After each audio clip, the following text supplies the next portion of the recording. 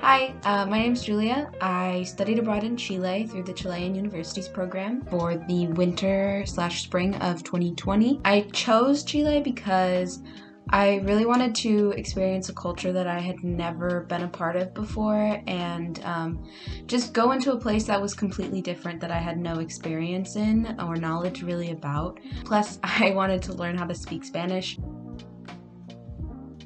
I identify as a queer woman.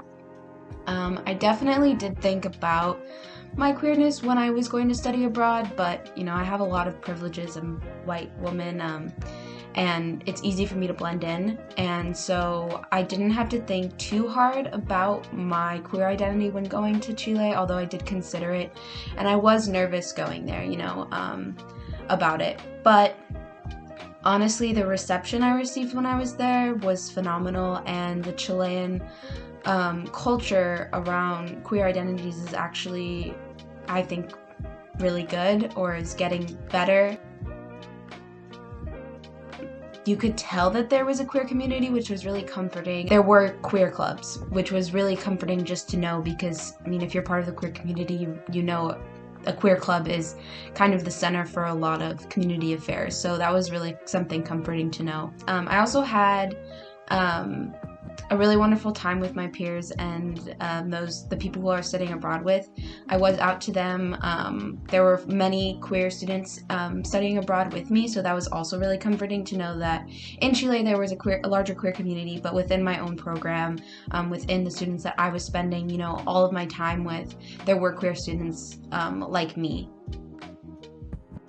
Through the EAP program, they had offered a few internships with some LGBTQIA+ centered places that were really interesting. I was actually going to do that before everything kind of exploded.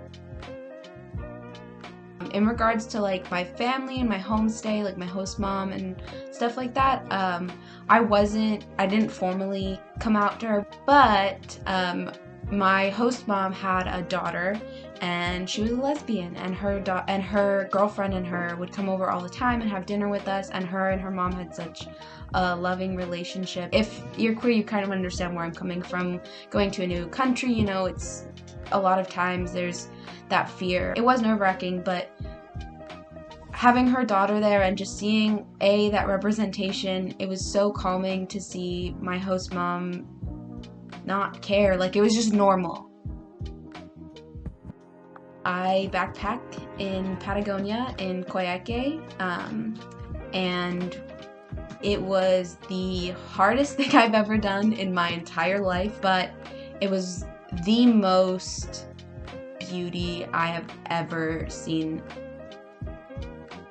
To anybody who is queer, feels like they identify with me, I guess the advice I would give to you is just be yourself, but be safe, for sure.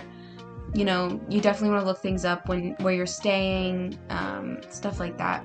Do your research your countries, figure out what you want from studying abroad. For me, I wanted to learn how to speak Spanish. Prepare yourself, but you also need to remember to trust yourself and trust that you know what you're doing and that you're going to be okay.